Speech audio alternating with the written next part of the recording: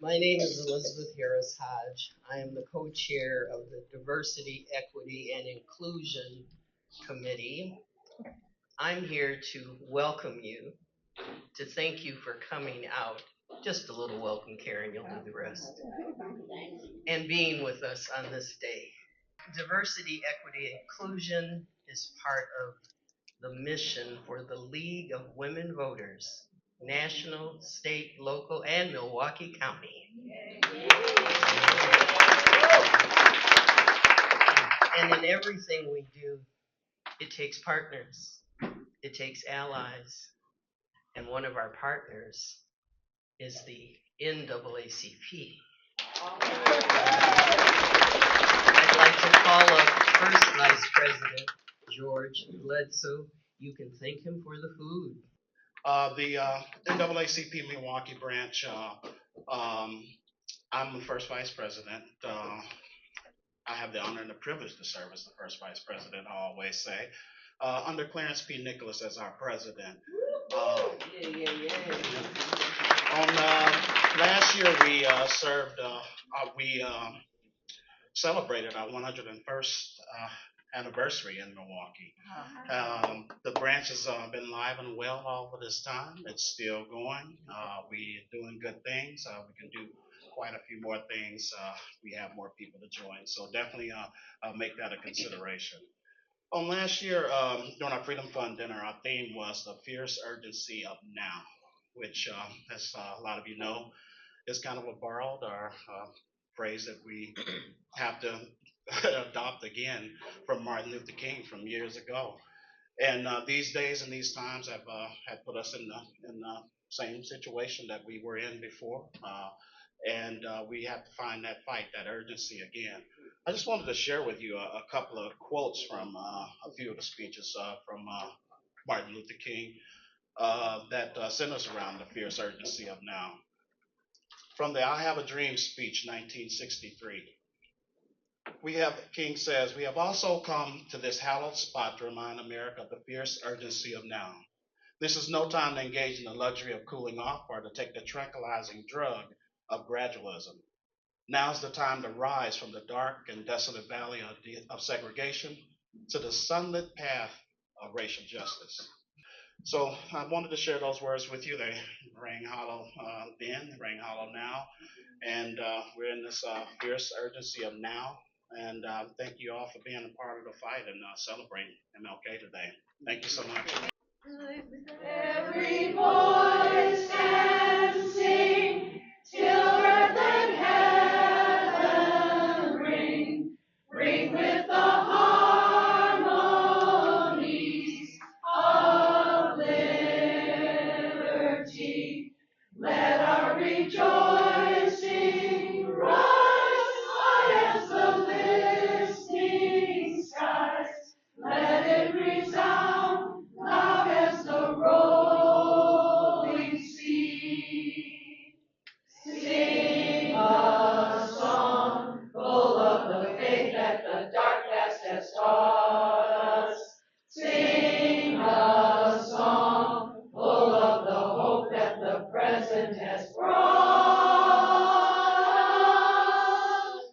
Facing the rising sun of our new day begun, let us march on till victory is won.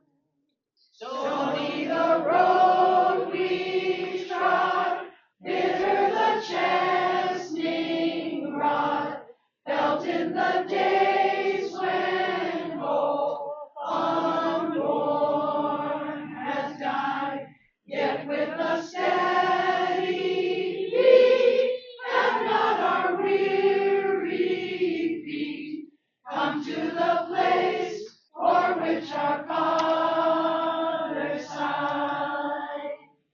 Now it is my distinct honor to introduce to some and present to others my co-chair for Diversity, Equity, and Inclusion, League of Women Voters, Milwaukee County. Karen Nelson is a co-founder of Nelstar Enterprises, LLC, with her husband, Stanford Nelson.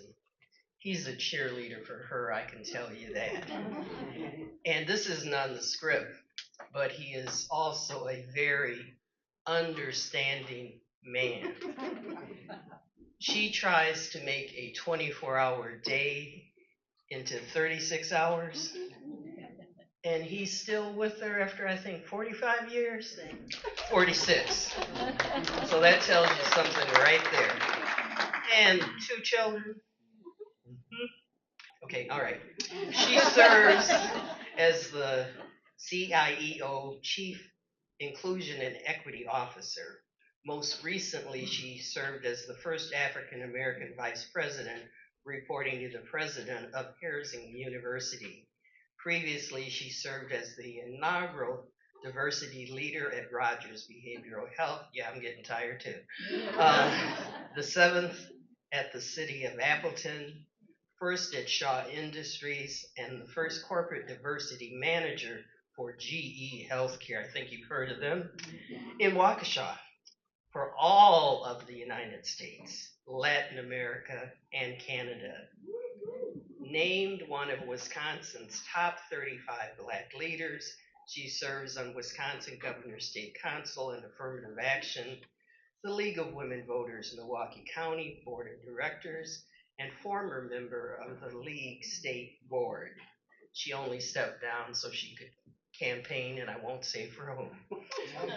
She holds a chemistry degree from Bennett College, an HBCU, an executive MBA from UW Milwaukee. And taking a point of personal privilege, my sorority sister, Delta Sigma Theta, Karen. Thank you all for being here and for your patience. Again, happy Dr. King's Day. We have an exciting afternoon planned for you. We've curated this and worked really hard.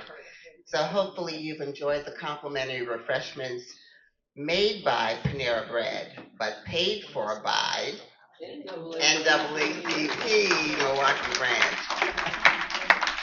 I'd like to start off, of course, by giving proper thanks to our leadership who are unable to be with us today. President Peg Schrader, as well as Vice President Nancy Mahoney. So in absentia for us being here today.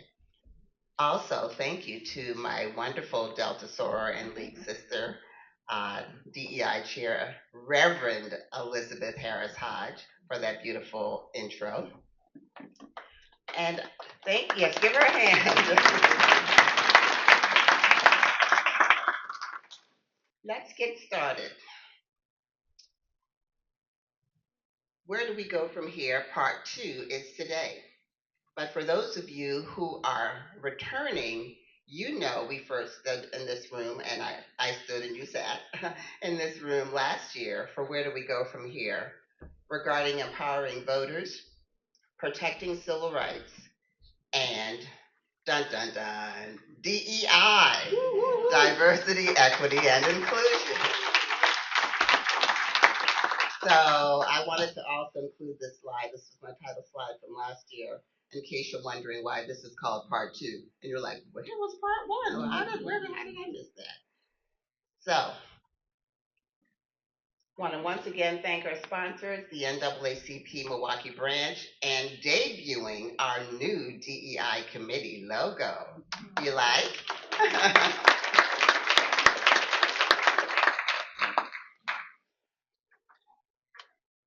And now on to the program, which you do have in front of you. If you did not pick up a program on your way in, we do have extras at the table and here on the front for your convenience.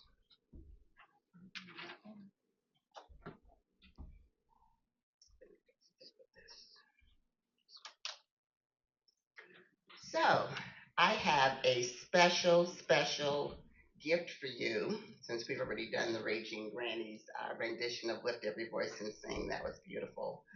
The only addendum I wanted to add that's on the slide that did not make it into the program is we like to educate, leaguers. We believe in education, not just emotions about things.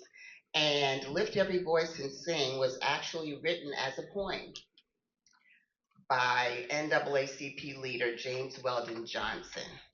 And the music was then created by his brother John in 1899. It was first performed in Jacksonville, Florida by a bunch of cute little kids to celebrate the birthday of President Lincoln's birthday that year in on February the 12th of 1900. So now you know the rest of the story as to how this has become a long endearing Black national anthem.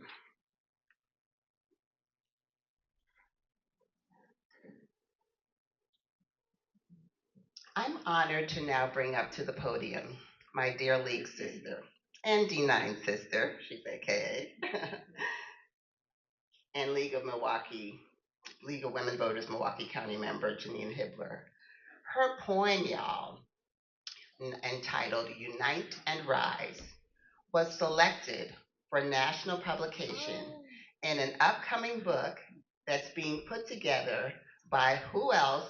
The League of Women Voters, entitled Democracy's Urgent Call, a poetry anthology by League of Women Voter members. Poetry can be calming, and hers is very centering during this chaotic time. So we will now invite her to come forward to present her poem, Unite and Rise.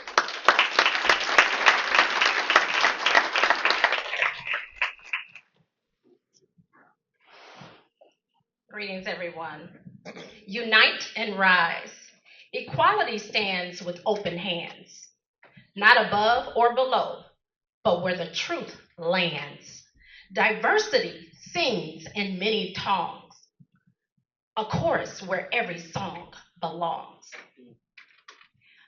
Equity falls like nourishing rain, awakening roots through both joy and pain. It loosens the soil and awakens the seed, a promise made to meet every need.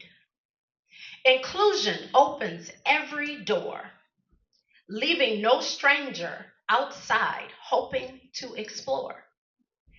Freedom breathes through every name, not just for the strong, but for everyone the same. Not just to speak, but to act and serve, to shape the world we all deserve. Let the youth rise like the morning sun. Their fire ignites like a blaze that just begun. Together, our energy is swift as wind. It moves the stones, uplifts, and transcends. Let our roots unite in every street where truth and our traditions meet. Thank you.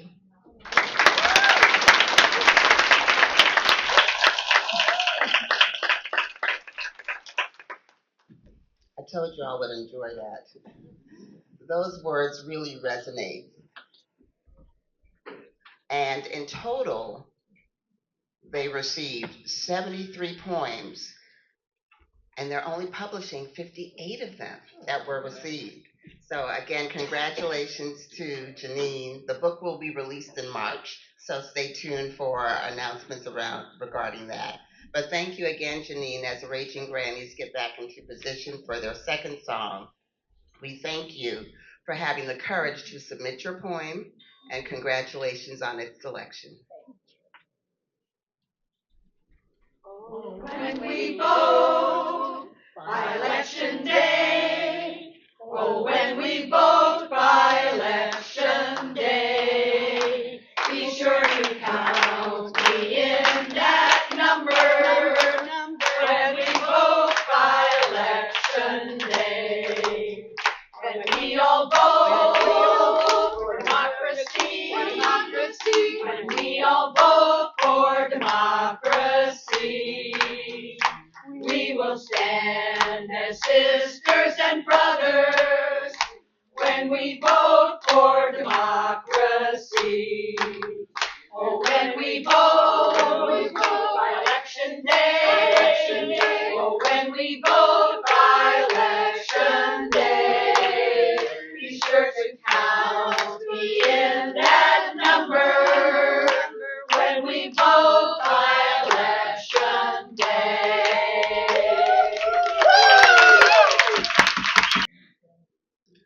Here's today's purpose. I want to preface my comments by saying my job as moderator is not to make you think what I think, nor the panels or the panelists. My job as moderator is to simply make sure you're thinking. So I know you had on your skull caps to brave the 1-degree weather outside, but now I'm asking you to put on your thinking caps and let's go. You see, since last year at this time, we are wading through some disturbing and very divisive waters. I don't need to tell you that. We're all friends here. There is a movement underway in this nation to dismantle, disrupt, defund, and ultimately destroy DEI in our nation. From the White House to college campuses, yeah, where I used to work as a vice president, to corporate offices, we are currently living out the aforementioned 2025, who certain people try to distance themselves away from, and now following it lockstep as a checklist.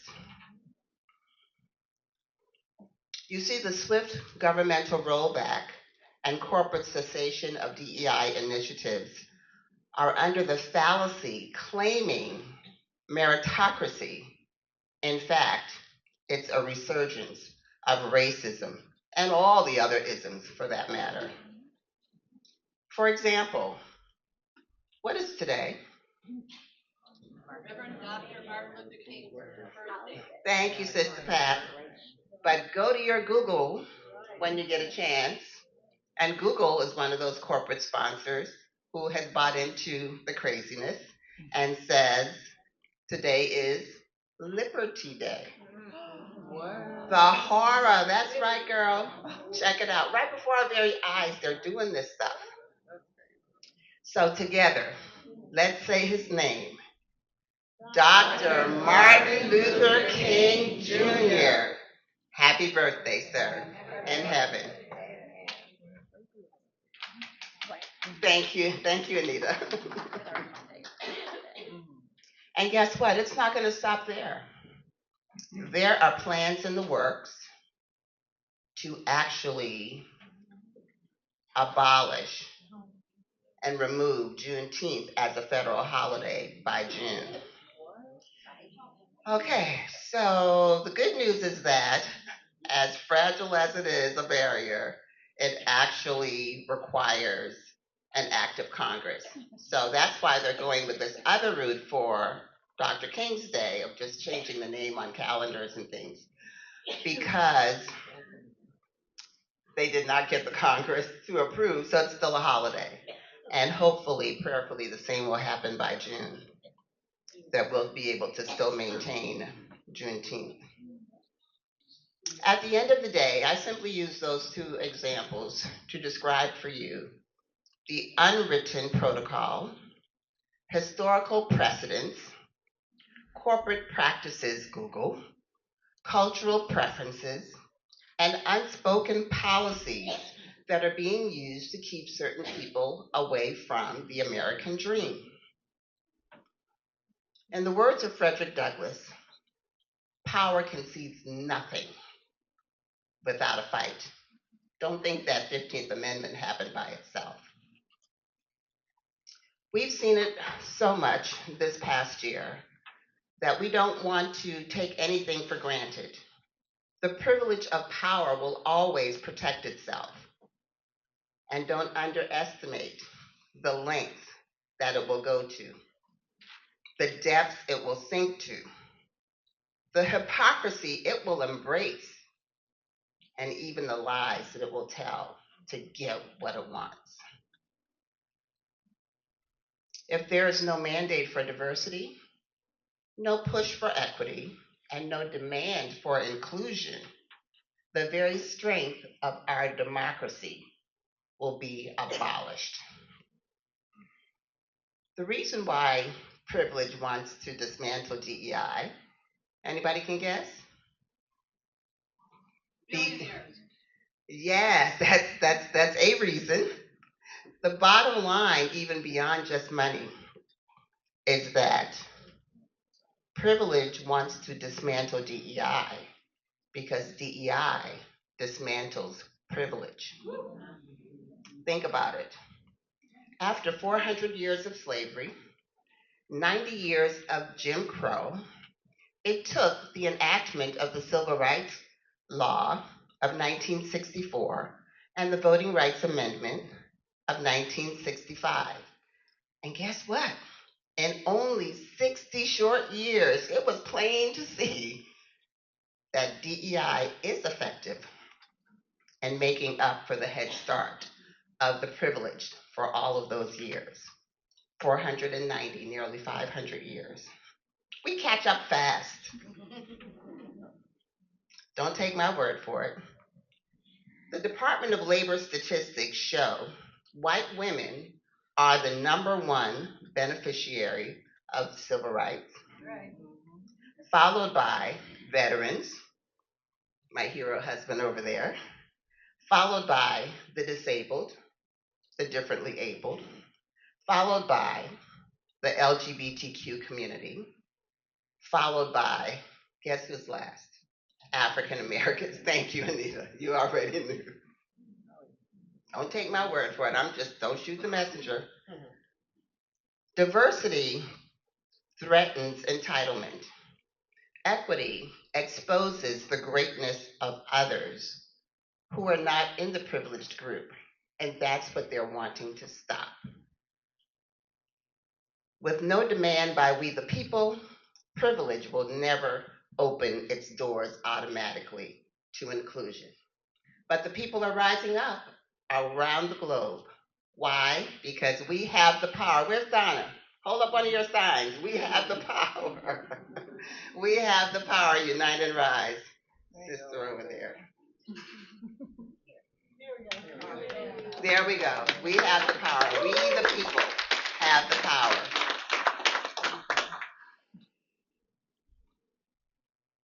So, enough about the purpose. I hope I have laid the table before you for us to now take in our panel. Panel members are seated before you, and I'm going to have you stand as I call your name. Derek Cornelius, MATC instructor.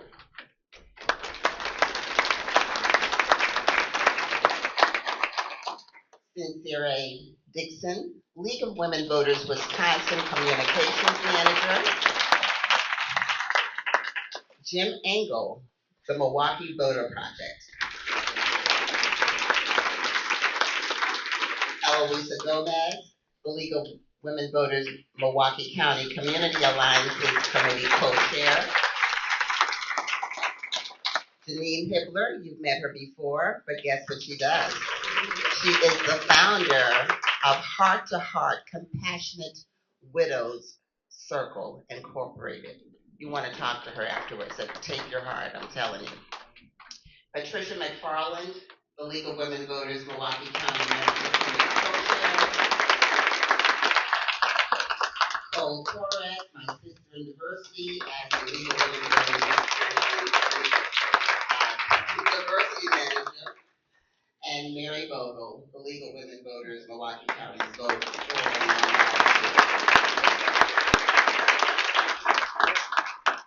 Thank you. You may be seated. Their detailed bios are in their program, and since we've lost quite a bit of time on our tech issues on the front end, I'm going to jump right in and have our panel make their opening statements. I am going to have to share the long cord, so bear with us as we're still dealing without having our wireless mic going. So I'm going to start with Janine. What's in a name? Why is this acronym DEI so threatening? And what can we do about it? Thank you, Karen. What's in a name? All of us have names. There's power in a name. And in particular, those of us that are people of the faith, Christians, there's power in the name of Jesus. Amen. And if we did not have Jesus, we wouldn't be here, right? Amen. So just think about how threatening that name Jesus can be to those that do not believe. So all of our names are very near and dear to us. And today, as we honor Dr. Martin Luther King, I brought this Bible case. There's a Bible inside of here because Dr. King was a man of God. He was a man of faith. That's why he was able to do so many wonderful things to bring all of us together in this room today. His legacy has done that for each one of us. So when I say there's power, there's change, there's love, there's compassion in the names. All of us have one. But Dr. King, no matter if it's an abbreviated version or the long titles, Reverend, Dr. Martin Luther King Jr., there's still the same power and compassion in that name. And I'm so grateful for the League of Women Voters because even when we see the abbreviation League of Women Voters, they know us by the works that we do here on earth, right? So that is a strong testament that there is power in abbreviated names. NAACP. Did you say 101 years here in Milwaukee? But even longer across the nation, right? So there's power in those small initials that some of us call a name, an abbreviated name. So when we get to DEI, once again, there's power. The scripture tells us there's life and death in the tongue.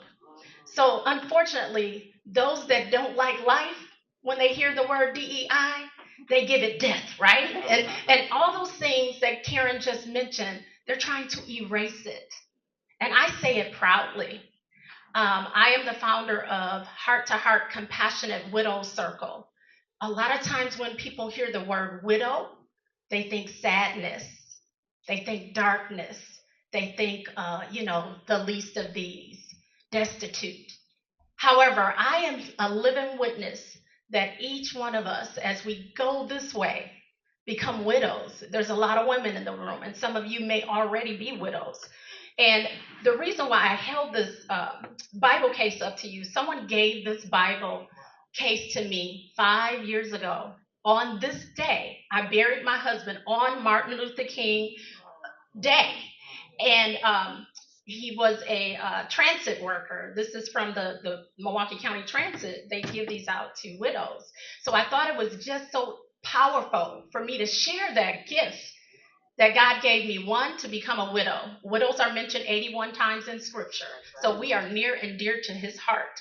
So even when people try to say something negative about widows, I always bring compassion and love. I think about God cared for us. So when we have names, whether it's the name we gave our child, the name that we label our businesses or our ministries or the work that we do, there is power in that name. And you have to remember that and don't let anyone snuff that out, right? We were created for a purpose. In our purpose, we do his work. So I just thank you all for being here today.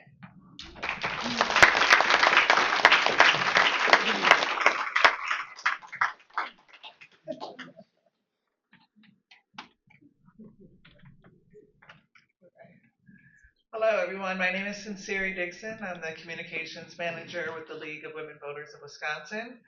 My question today is, are we still a melting pot? And although it sounds like a simple question, I think it's very powerful. So I prepared some notes because I wanted to make sure I highlighted all of the points that are important to me. So I'd like to begin by speaking from a very strictly personal perspective. As a Native American and Black woman, I absolutely believe that our country is still a melting pot. And I can look throughout this room and see the beauty and the diversity and all the different cultures and backgrounds that are represented here today. Our country, through all of its flaws and dark history, became a beacon of hope for people from many different countries around the world. As immigration boomed, our country became more vibrant and more rich. I believe that we are currently living through the most extremist effort that we have ever seen in our lifetimes to erase our cultural differences and uphold an agenda rooted in white supremacy by an authoritarian regime. We are seeing We are seeing the horrific, inhumane attacks on our immigrant neighbors, the suspension of immigrant visa processing from 75 countries, and the blatant assault on diversity, equity, and inclusion in our country. But what we are seeing in response is a people powered movement of resistance.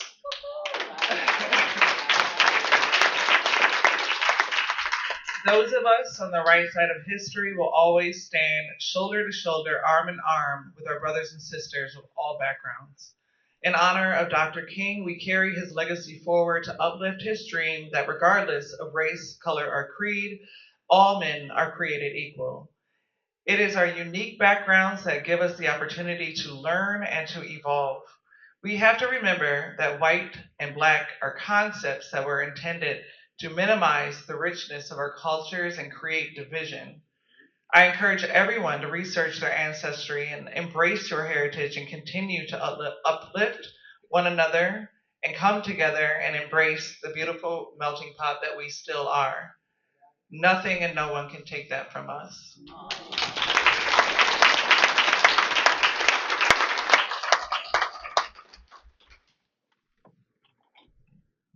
Hello, my name is Eloisa Gomez, and my role with the League of Women Voters of Milwaukee County is as one of the coordinators for Comité por el Voto Latino.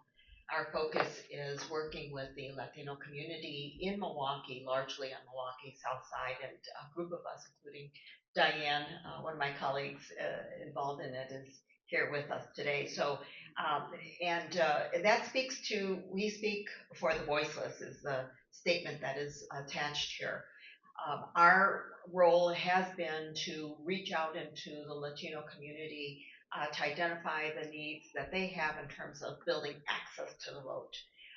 If we would see ourselves as being full voters, if we felt like we were fully part of this community, we would really get out and vote. And I think that I would say we maybe I would modify and say, instead of saying we speak for the voiceless, I would say we offer our voices on behalf of the voiceless. I would say we would ask if we can advocate on their behalf. And when I think of the movement of the organizations that focused on voting rights with Dr. King and so many locking arms, they went out into the community to do the work. So we, as a league, we need the support of each other. I certainly feel like I need the support of my brothers and sisters here who are part of the league, but we have to take that out into the community. We do that in multiple ways. Do we have a ways to go as league members? Let me ask you that. Do we have a ways to go to reach out into the community to create the change? Okay, I hear a big yes. And so our work continues today, and I'm so proud to be a league member to work to that end. Thank you.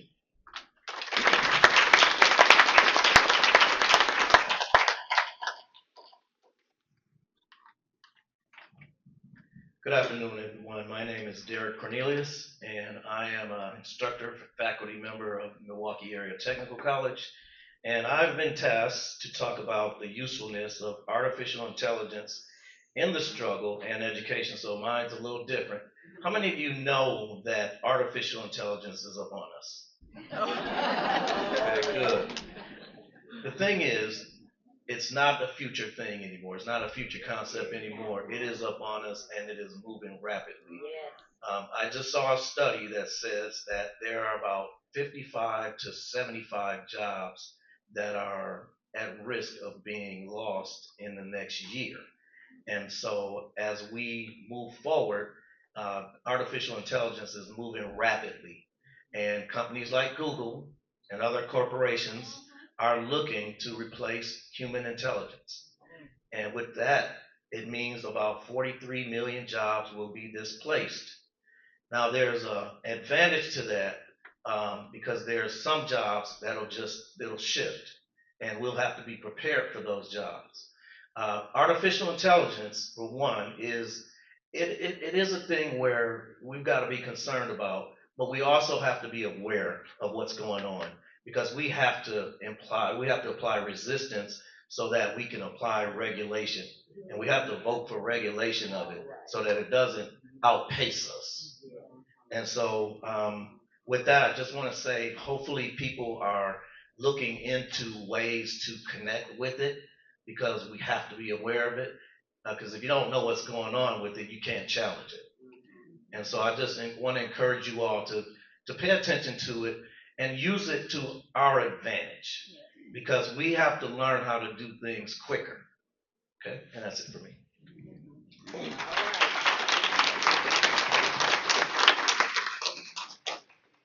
Hello, I'm Jim Engel. I spent 40 years as an educator, so this is difficult having a microphone here. I'm used to standing up and using my teacher voice, but I will try to sit here and use this. You'll see my topic is Your Vote Still Matters. I know looking around this room, you're all like, why is he here to tell us this? We all know this. But I lead the Milwaukee Voter Project. We are trying to register voters every day in the city. We are trying to hit them in places where it's easy to have that contact at the DMV offices, especially in areas, at places where you might not usually run into someone registering voters, at Teutonia, at Mill Road, at Chase. We're trying to hit those people that would not think of registering, except here's an easy way to do it. So why am I here to talk to you? And my reason why I'm reaching to you is you're the people that my group really needs and the league needs. I'm going to tell you what I tell students when I still substitute teach, by the way. I'll never give up teaching. So I'm in MPS at least a couple days a week talking to students. By the way, I want to thank the league for printing the posters that my group, Milwaukee Voter Project, started. So we are in every social studies classroom now, the league has a poster, which is fantastic, about voting and getting kids to vote. So thank you to the league for printing those up. One of the things I always tell them is politicians listen to communities that vote. And that's so important. The first attacks on equality were through voting. And that's where equality kind of built up after Reconstruction, during Reconstruction. But the attacks happened here starting in 1910. We started with the new maps that were created, taking away powers of voting. We started with the attacks on drop boxes, on early voting polling places and things like that. So I try to let students know that they're trying to take away your voice if they're taking away your vote. And so that's one of the reasons why I'm here.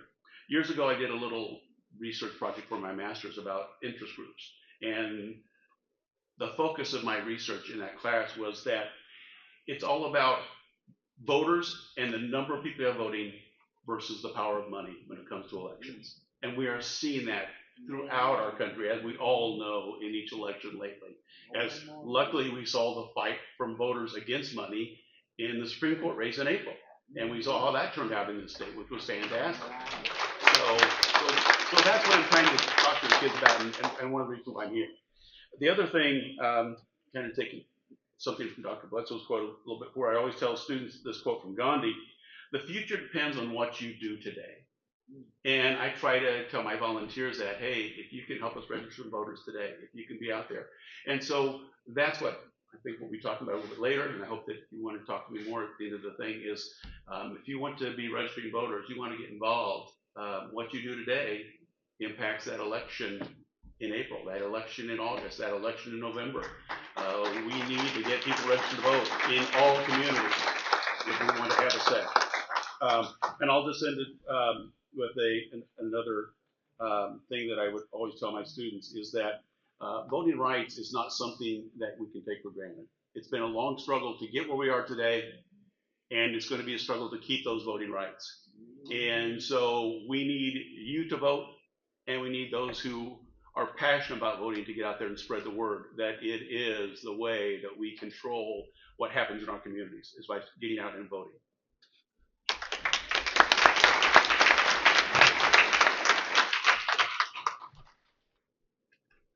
Thank you.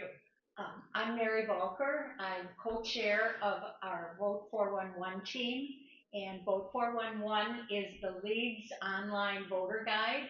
We'll be publishing next Tuesday, January 27th, so you can go online to vote411.org and you'll see your personal ballot for the primary election. And then later on, it will also be there for April and in the fall. I also chair the newly formed Speakers Bureau here at the League. So if any of you are in organizations that are looking for speakers, please see me about that. Got lots of things that we can do. So my topic today is we're not new to this fight, looking back and forward. So looking back, the League of Women Voters was established on February 20th, February 14th, its birthday, in 1920 as a nonpartisan organization having three goals. So the first goal was to get the right to vote for women in those states that had not yet adopted the 19th Amendment. The second goal was to remove the legal discriminations that still existed in some state constitutions and state codes. And the third goal was to make democracy safe so that all citizens could feel secure. Think about that. So the 19th Amendment was adopted on August 26th in 1920.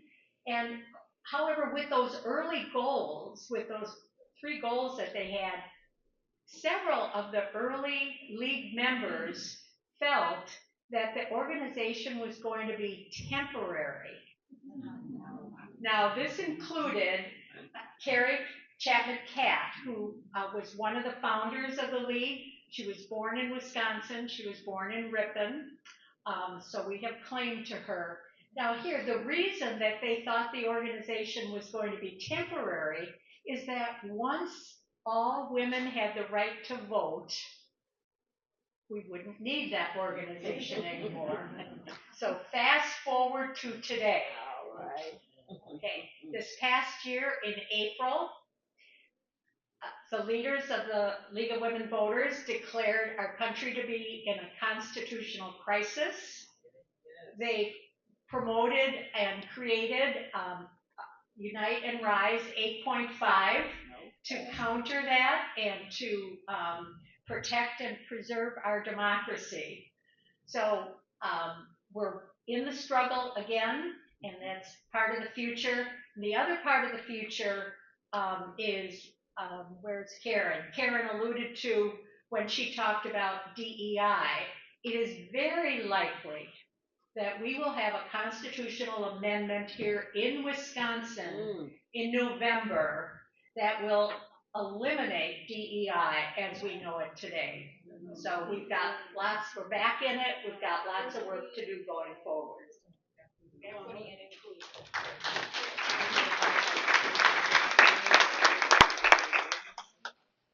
Hi, everybody. Thank you so much for coming out in the cold. My name is Pat McFarland. I wear a number of hats because at 77 I have a lot of energy. But one of the things I want to say is that we are inclusive, and that means we work with groups like 100 Women on the Move. Anita Johnson is here from Souls for the Falls. Rhonda, I know Rhonda Lindner is here, and she works with Vivian, Wisconsin Voter Engagement Campaign. And I am the vice chair of the Interfaith Conference of Greater Milwaukee. And we will be inviting you to come to 5 Tuesdays in March, where we're going to talk about our moral voice, our civic voice, our moral voice. What do we do as people of faith? How do we stand up to this oppression, this tyranny? This morning, I was listening. I was going to donate this book today. I've donated a number of books. I was going to donate the book called The Sum of Us, What Racism Costs Everyone, and How We Can Prosper Together. And that's by Heather McGee. She is on Fresh Air with NPR. She was on this morning at 11 o'clock. So if you have a smart speaker or if you know how to download programs from NPR or WUWM, Please listen to this 1 hour program where she talks about, I wrote the book for 3 years up until about 2019, and now things are so much worse in 2026. So I really encourage you to do that. I said I'm 77, but when I was 17, my priest persuaded my mother to allow me to go to Chicago for the entire summer. Chicago of 1966. I come from a small town, Watertown, Wisconsin, St. Bernard's Parish. For 3 months, Martin Luther King trained us to march with him. Those were my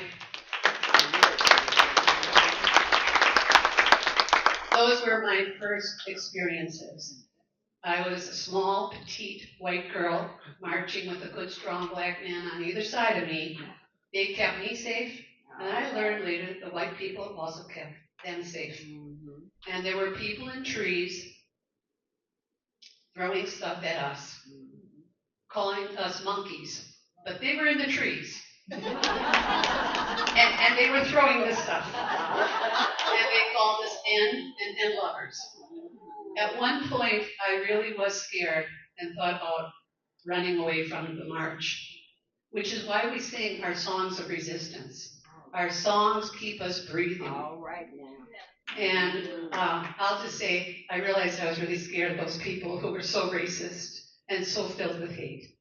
So I'm proud to work with the League of Women Voters. I'm proud to work with Lunch and Learn. And I want to thank Gail for getting this on our calendar. Tomorrow, Lunch and Learn is going to feature Bibi Nur Muhammad, and she works with my husband, and I'm going to ask him, he'll be mad at me, but Nick, stand up. Stand up, Nico. Nick served for 38 years as a public defender, retired, and became a pro bono immigration attorney.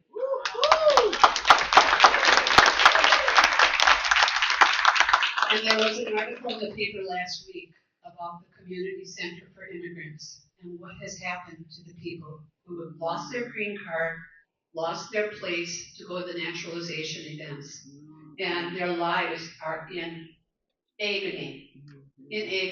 So Bibi will be speaking with us on Zoom tomorrow at 12 o'clock, and hopefully we'll get all this on our calendar, and I'm thanking the people who helped me do that. But please consider working with us. And I do fundraising for a lot of things, but I'm also going to be fundraising for the Community Center for Immigrants. I'm not an attorney, but I can do that. Thank you.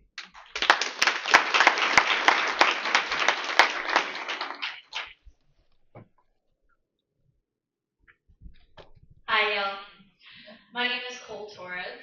Mi nombre es Cole Torres. And I say that because last name Torres is Spanish, and I'm very proud of my heritage. All right. My pronouns are she, her, and I'm the Diversity, Equity, Inclusion Manager of the League of Women Voters of Wisconsin. Woo-hoo. Today, I want to talk about how it's a multi-level fight and what we have ahead of us in tackling social justice issues, lack of due process. I hear I want to do something, but I don't know where to get started. And the biggest way to make impact is at the local level. So I'm going to start there. I'm doing a lot of work in immigration. There are about 14 counties or cities within the state of Wisconsin that have a 287G agreement. What is a 287G agreement, you ask? Well, that essentially deputizes local law enforcement to assist ICE. And so the most impact that you can do is educating yourself, knowing your rights, expanding that, having tough conversations, asking, well, if the big reason why we're not supporting undocumented folks is because they didn't do it the right way, why are you making it so impossible to do it the right way? There are a lot of, let me retract that, there's lack of pathways to citizenship. Right now, and Sincere hit on this, the current administration is banning asylums and refugees refugees from over 75 countries. So it's really important to be brave, and it's really important to acknowledge your own privilege. I acknowledge mine as being a light-skinned Latina. And today I have to think about, is it safe to speak Spanish in public? And as I mentioned, I'm light-skinned, right? So maybe I'm one of the safest people to be able to speak Spanish. But then I think about my own family, my friends, my loved ones, who sometimes don't have the option to speak English. I'm Puerto Rican, and for anyone who knows, we are U.S. citizens. Oh, right. We are a Commonwealth country, and yet we're colonized. We're not the only one. Virgin Islands, Samoa, those are just the ones off the top of my head. People talk about D.C. Well, what about those territories as well, who can't even vote? They can't. You want to vote? You have to move to the mainland United States, right? So talking about the voiceless, talking about lack of representation, talking about fear, that's happening at different levels for different people. The LGBTQ. I've talked about immigrants. I've talked about, one community that doesn't get talked about enough, right? The unhoused. Also, people who are incarcerated or formerly incarcerated, and how difficult it is for them to re-enter, right? These are all things that you can do at the local level, reaching out to organizations like Expo, Voces de la Frontera, Ford Latino, ACLU, Indivisible, League of Women Voters. There's so much that we can do, and it is inspiring to be here in community with all of you who care. I get chills right now. So we've talked about the local level, we've talked about voting, right? That's the state level. There's things you can do by talking to your representatives, our state senators, but also I want to talk about the economy. Right? Economic boycotts are proving to work. We are pressuring CEOs, pressuring Disney, Google, Apple, Spotify, right? Amazon, Target, right? We have the power. Don't let other individuals for a second take that away from you. So those are some of the things that I wanted to talk about. All of the change that needs to happen within jails, again, within reentry and helping them succeed and not go back. So I'm happy to talk about this for hours, but we are running out of time. And thank you so much for giving me this platform. And Friday is their Buy Nothing Day. Friday is Buy Nothing. If you can not go to work, don't go to work. Well, I'm retired, can't be fired. I told you this was going to be a dynamic panel. And you can also see why I call this one My Sister in Diversity. You see, something that we have in common is something that you cannot see. And that is the invisible intersectionality of all of the things that make us who we are. You've heard my bio. My beautiful chair of the DEI committee introduced me. But what you don't know, that Cole knows, and perhaps most of the people on this panel who know me and some in the room, I am Black. If you could see that. But I'm actually every letter of the acronym BIPOC. Wow. Even things you cannot see. I'm also the I in BIPOC. Indigenous, Cherokee to be exact. and an Irish. Yes, Ferguson is my maiden name. So I was a Fergie growing up before he changed my name to Nelson. And I'm Black and Irish, person of color. I'm also visually impaired. It is on my driver's license, and my husband attests to this. I cannot drive a car without these things in, these contacts, and I cannot wear glasses because, as my son can attest to, I was actually in an accident where my glasses flew off and I was blinded. And it was against the law for me to be driving without glasses. No, it's over there. I thought I'd get it later. Okay. Excuse us. Right there in front of there. I mean, in front of you. The folder on the front table. Thank you. And so, I came down here with my written notes, so we don't have to go back and forth with and we can do the mic to go back this way now, with the second and final question for the panel. Cole Torres, given the given the chaotic nature of the ice raids that we are all witnessing, what can you advise us to do to protect ourselves and our neighbors? Wow. Let's start with Know Your Rights training. Milwaukee Turners, Voces de la Frontera, Monarca. These are just some organizations that do Know Your Rights trainings. I also attended a Train the Trainer training, so I'm happy to host a Know Your Rights training. There's a lot going on aside from ice sighting. There's lots of ways to get involved. It's from most active, being in the front lines and thinking about your safety to things that you can do behind the screens, being an operator, for instance. There's hotlines where people who think that they've seen ice or there's ice activity, they call in. So you can do that from your home, from the safety of your own home, right? You could be that operator.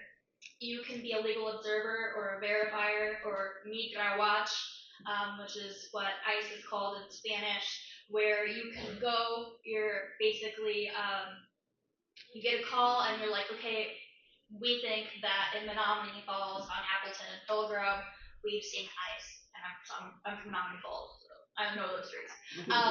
And you would go there, and then you would pull out your phone and you would record. And you have to make sure that you are a safe distance.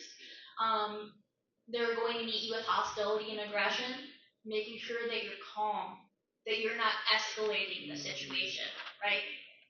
In addition to that, you can do organizing, right? People who are affected by their mom and dad or their uncle, whoever is the main provider who was detained and deported. They're worrying about, how do I pay my bills? Where is my next meal coming from? You can volunteer to go grocery shopping for someone if they're afraid to leave their home. You can do a collection of items, right? Whether it's clothing or whether it's food or whether it's school materials, toys, anything of comfort for people who are safe, who just don't feel safe to leave their home. Knowing the difference between a judicial and administrative warrant. Judicial has to be signed by a judge.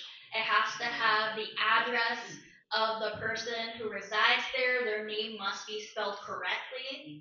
And if that doesn't happen, then people need to know, do not let ICE or police into their home. Leave the door shut. Do not even open it, or they will force themselves inside the home. Administrative warrant, ICE is just giving themselves the authority to arrest someone. And they will lie. They can lie, just so you know. Knowing all of this information is important.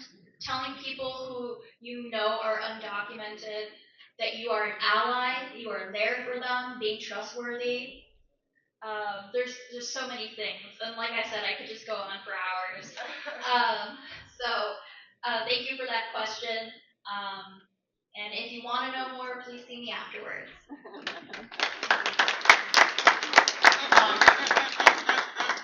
Different format going for the second question. Pat McFarland. my big sister in this work, you have been an eyewitness to history. In 1965, I got chills with you telling that story. The question I have for you is a little different. Can you share from your involvement back then to now what showed you both the cost of fighting for justice and why that fight was and is still absolutely necessary? The experience of working with Martin Luther King and learning nonviolent resistance was repeated Saturday at my church.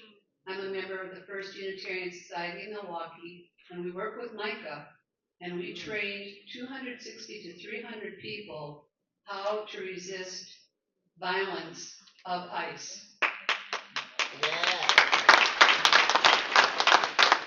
Our first round was singing together, and 4 people acted out as if they were ICE, and 20 of us linked arms and sang together and refused to move. And they pushed us, and we pushed back, and they pushed us, and we pushed back. We made a pledge for what it means to do this work in a nonviolent way. And that really means leading with love. So Micah and First Unitarian is happy to go out and do these workshops. Ours was a 3-hour workshop. The second portion of the workshop was a sit-in, and I surprised them that a person who's 5'4" could resist that long while they were grabbing my legs and pulling me in different directions, because people behind me had my back and kept me safe. The third part of the workshop was they pretended that we were handcuffed. I can't remember what you call those things, but zip ties behind our back, and how to respond, again with love, not sending out more anger or agitating, because ICE people are pretty agitated. Yes, they are. And they don't want me to feel their fire. But I will say it is solidarity in working with people that fuels my fire of persistence, insistence, and resistance. Also, donate to Minnesota. I was hoping somebody would look at the resource, but we are taking donations to help people in Minnesota. StandWithMinnesota.com. StandWithMinnesota.com. Thank you, Kathy.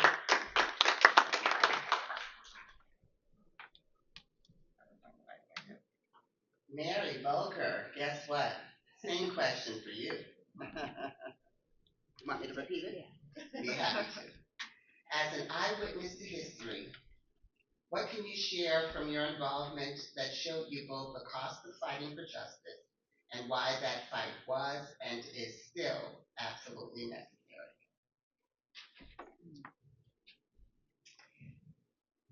I will, I could answer that in 2 different ways, and very briefly, I was in summer school at the University of Michigan in Ann Arbor in a dorm during the riots back here in Milwaukee, if you remember those summers. And it was very devastating to wonder what was going on back here. I went to high school with Peggy Rosca, and so I knew what was happening. And tell people who she is for those who may not know. Okay, she is the widow of Father Grappi. I went to St. Mary's Academy, and she was a year behind me, or 1 or 2 years.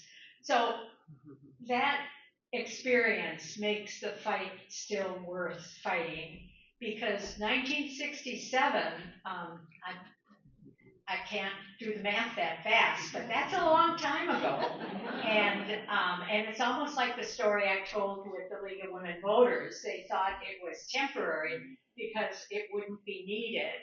So we think that in 1967, maybe it wouldn't be needed, and it still is. But I think the other focus, though, is why do we need to be back again looking at a possible amendment to our Constitution that's going to be framed in a way that's going to make it sound very good, because it's going to say discrimination is bad. We're all equal, and so we'll do away with DEI. And think about it, that's taking away equity. Now, I've heard equity a couple times today. Do you know that in the state of Wisconsin Constitution, the word equity does not exist? It is only equality.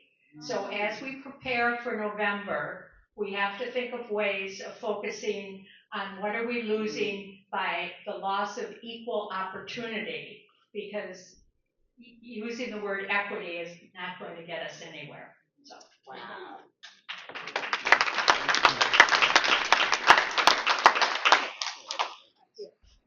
Jim, so you've already told us why our vote still matters. And we were in this room about a year ago, so guess what that means? There are still 3 more years left of this current administration. What is your advice to us for what we can do now to survive 3 more years? We obviously didn't get these questions ahead of time. I I just want to preface that.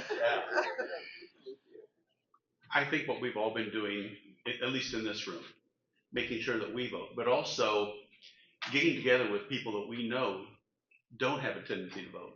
That's kind of the great thing that I experience when I'm at the DMVs. I'm there with people that have never thought of voting, and just being there and letting them know. I mean, some of their families never voted.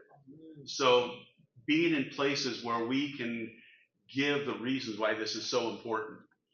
It's going to take, this is a big election year. I've been telling people, my volunteers and my newsletters and stuff, this is a big year. What happened last year, that's happened. We've seen the results. But this year, we have a chance to take back the state assembly, take back maybe the state senate.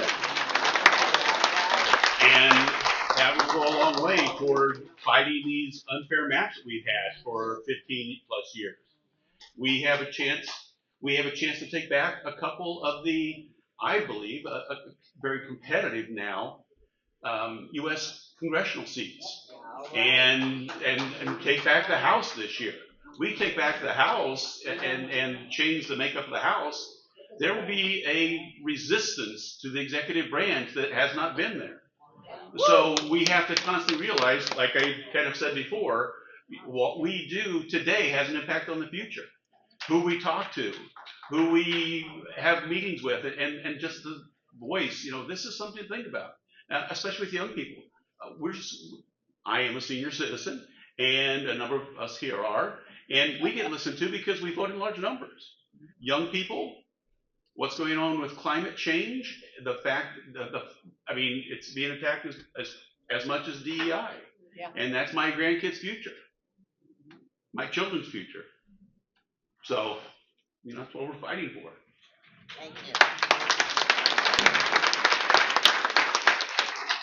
All right, Derek, you're going to get the Cliff Notes version because yours is the same question.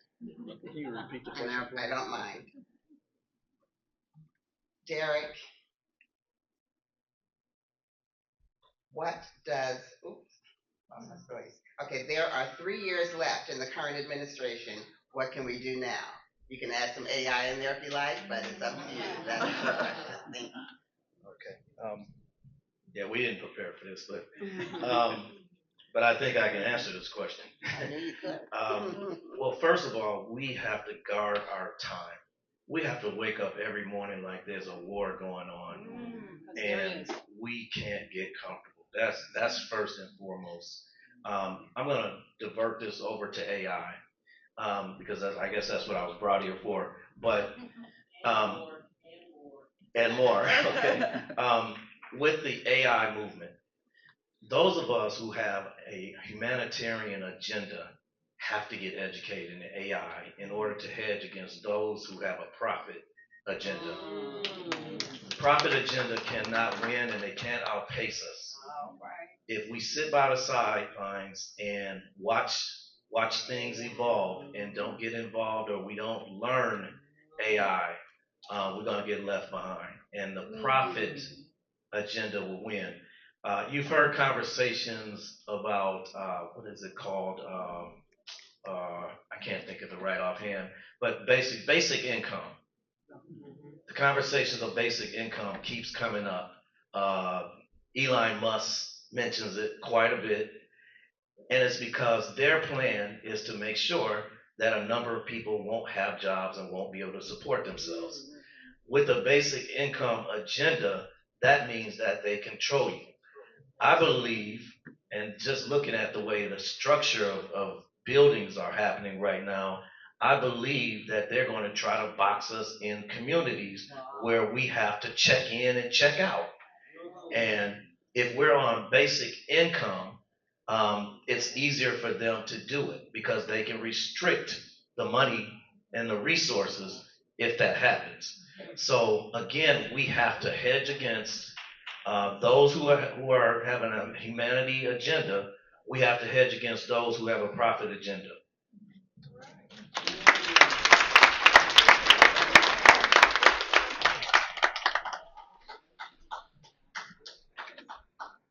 See how I'm working with y'all? I am actually doing all the walking back and forth. Eloisa, thank you. The next question is for you. Eloisa Gomez. Put it closer to your mouth. Oh, thank you. That's it. Thank you. Eloisa Gomez, your question is the same as Cole's. Given the chaotic nature of the ice raids and the fact that you're here in Milwaukee versus Menominee Falls, if there is any difference, probably not, what can you advise us to do to protect ourselves and our neighbors, please? Thank you. Well, I'm wearing a pin that says organize. Yeah. So that's really the bottom line is that we really have to organize. And I want to say that the severity, the critical nature of this falls on the undocumented, the refugees, anyone who is in limbo status with obtaining their citizenship. However, what I personally know, what I hear in the community is people who are citizens, are brown, black, of non-white color, are just are afraid as well, I should say. They are afraid because they feel that they are vulnerable. There doesn't seem to be a distinction if you're not white. And so I know of people who are citizens and are now carrying their passports with them. Yep.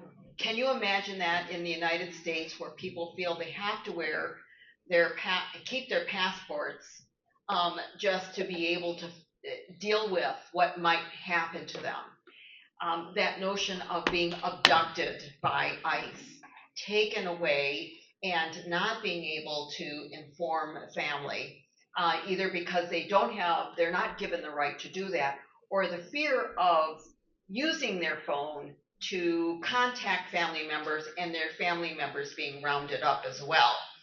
So I think the more that we know, as everyone here, is to get the training. So much of it is now online that you can get the training because we are looking for the linking of arms to resist in a nonviolent way. I mean, here we are on Dr. King's birthday, and we have to understand the depth of what love means. Love of the beloved community. If we don't have that in our hearts, I really think that I can understand why some people have taken aggressive actions against ICE. To say that I wouldn't know it, I've been arrested myself, not in this recently, but I know that unless you understand what you're trying to accomplish, when you're out there in whatever form you are, doing the camera, recording of the attacks that occur, down to whatever level, you have to be prepared. unfortunately, that's what we're dealing with in this country now. You have to be prepared. You, as white people, have to be prepared to support people who are going to be victimized. So I just think everyone has to be ready for that. Thank you. I am well aware that we are up against the clock, so if you have a hard stop, we do respect that, but I do want to simply give our last two panelists an opportunity to weigh in on the cost of fighting for justice, what it means to you. Thank you. Hi. I think there are definitely a lot of costs to fighting for justice. As Eloisa just said, she was arrested at some point in time. So we are putting ourselves in the line of danger. We see that ICE officers are acting with impunity, and we see that the federal government is just protecting murderers. They're protecting people that don't care or value human life. So the cost of being involved in this fight is great. However, I think one of the messages that we have to hold true to ourselves is that we have to always keep hope alive. I think that is a message that we see from all of our predecessors, all of the activists that came before us. They stayed in the fight because they were always hopeful that we, as a collective people, can make a difference and make that change. And we can't ever give up hope. We always see the progress, no matter how slow it may be. We can see that a change does happen as we continue to stand up. I think that we can't be fearful. We can't be intimidated.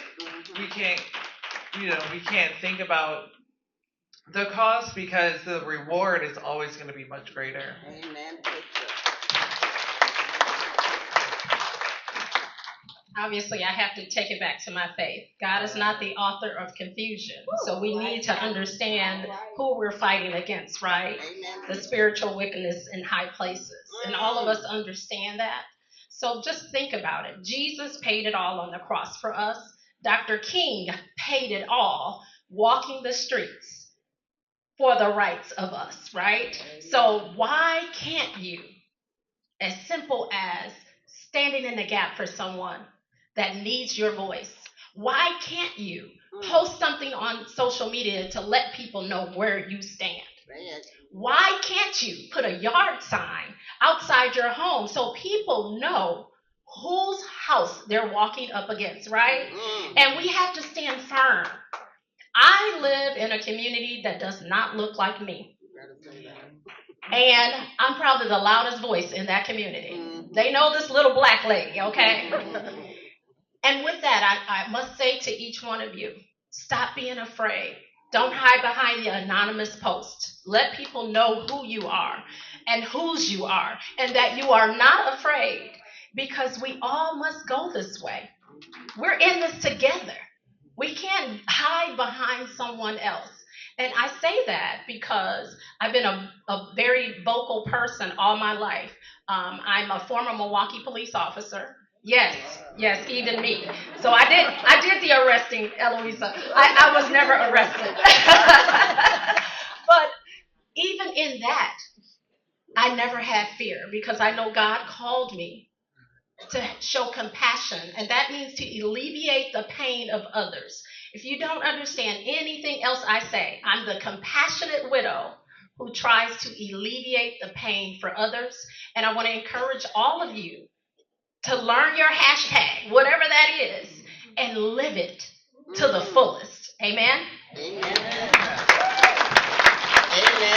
Give it up for the panel, y'all.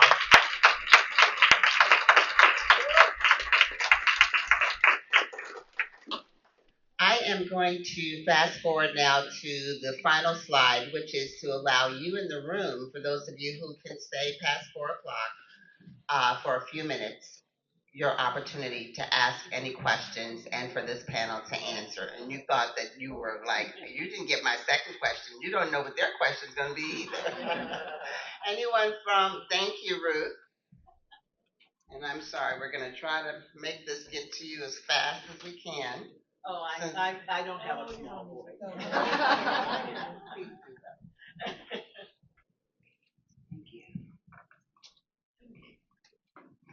Now, I just wanted to just say I agree with so much of what has been said, especially when it comes to fear. And what's funny is once you get to a point of where you're no longer fearful, then you're able to really encourage other people. And I don't mean speaking as a person to a group, individual to individual. And I'll give you an example of this. Just yesterday, I was at an event in Waukesha where I also do not look like most of the people that live in Waukesha. That's why I moved out. But they don't mess with me because they know how much my husband paid for that house. But anyway, I went to this event and it was just, I'm led often to do things and I don't know why. But I went to this event and as I met people and hi, how are you, etc. And I would get people talking to me, and my husband says this always happens. And I just need to make one announcement.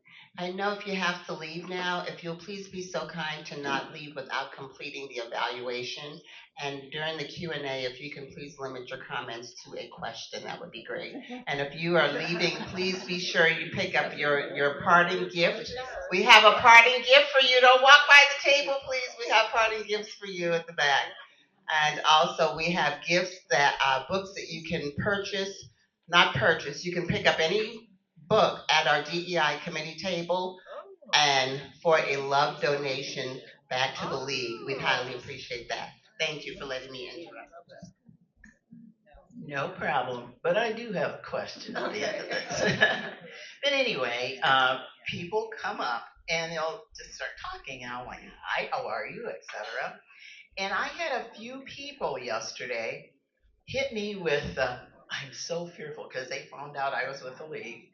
And they said, oh, thank you for your service. And I said, no problem. And they said, I'm so afraid of, and then they'll tell me their story. And I always took them by their hands and I said, don't be fearful. And they look at me like, what? I said, don't be fearful. Don't let fear rule your life. This is going to come and go. This is not for all eternity. And they're like, oh. And I said, don't be fearful. Be prepared.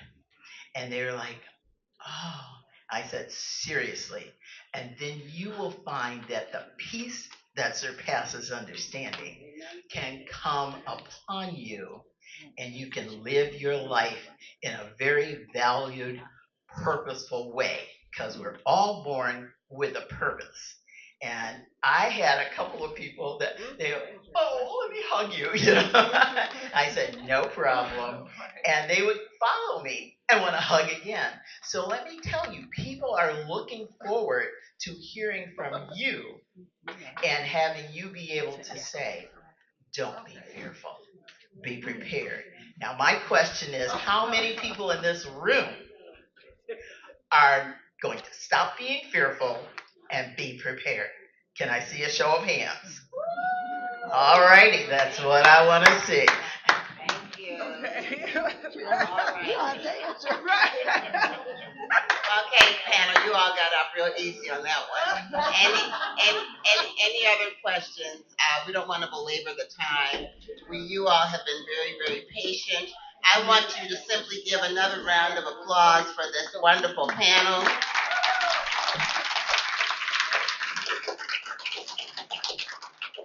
You heard me mention I have parting gifts. For those of you who have to leave, please do not leave without giving us your evaluation completed form. And one of our action items in the call to action is to please contact your elected officials for the passage of the John R. Lewis Voting Rights Act. And so I'm going to be sure, I know some of you already got these when I was in Madison, but you can feel free to take another one. That should be enough to pass it down the road. And I've got a whole list of call to action coming up. And yes, please join the league if you're not already one. And my call to action slide is number one, get real about the power that you have. You saw our signs from Unite and Rise. Be the one who says, we won't stop until diversity is in the room. Use your authority and your position to open the door for others. Lorna, if you don't mind. Thank you, my sister. And also, don't support anything that suppresses inclusion. We know what it looks like. And you know when you're in that room and you see people doing those things. And to Jim's point, let's all pace ourselves for the long haul. And Derek mentioned that as well. Announcements. Is our country in a constitutional crisis? The short answer is yes. If you were with me in Madison, you know our national president has already gone on record for saying that. And we invite you to please join with Donna Spards at the corner there to subscribe to our Unite and Rise bi-weekly information. And I'm going to invite my chair to please come up for some closing words. And the 2026 election calendar is as follows. April the 7th is the spring election. August 11th is the partisan primary.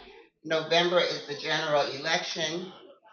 February 9th is our next DEI committee meeting, and stay tuned, there will be a part 3. Yes, and you have another announcement. Hi everyone, I'll be brief. I'm Cole and I work with the State League of Wisconsin.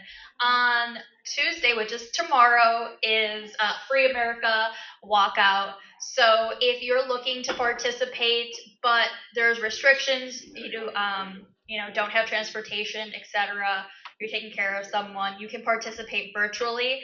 You can register by going to League of Women Voters of Wisconsin, and we are doing something virtually from 2 to 3. It's just 1 hour long. And we'll be talking about some of the issues that we mentioned here through a different lens, advocacy, but we're also going to be using it with the arts. We're going to incorporate poetry, songs, pop culture, and then we're also going to have panelists talking about what does a free America or what does freedom mean to them. So hope to see you there tomorrow at 2. I will be there. Thank you.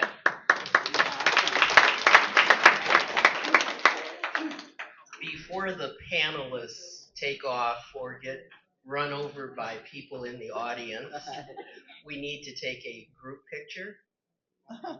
And just to add to what you were saying, there are books on the table related to diversity, equity, and inclusion, which you can take for a donation of your choice, whether it be $1 or $20.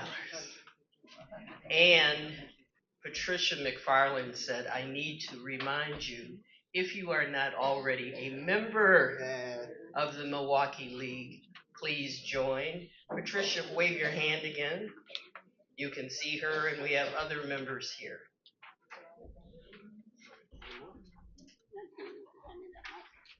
She says, give her the mic back. Didn't she talk enough today? Can I make one more announcement? Yes, you may.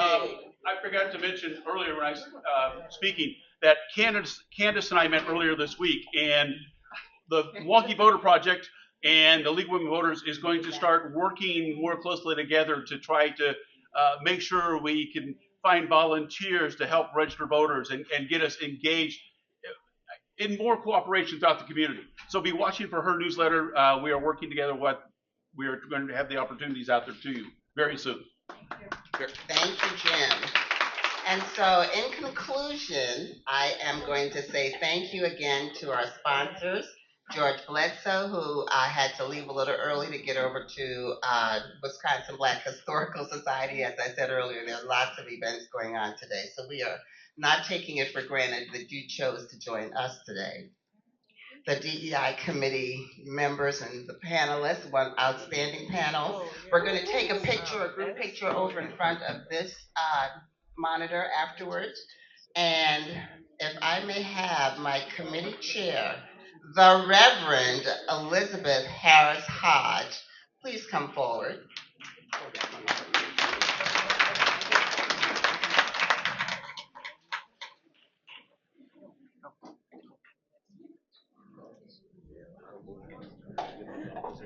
Okay, thank you. Yeah, that would be great. She saw me come in the door with this, but she had no idea that this is my parting gift to her. For all of her hard work and bringing us together in this room today, I have a autographed copy of the portrait of Dr. Martin Luther King Jr. himself to add to your beautiful historic portraits that's in your home. I've seen it, and I knew she would love this, and I have autographed it myself on the back. Yes, you may. Totally unexpected. And what I often say to people is listen to the words, not the song. But I feel like I need to say, nobody told me that the road would be easy, but I don't believe he brought me this far to leave me. Amen. Thank you so much for making this an outstanding event.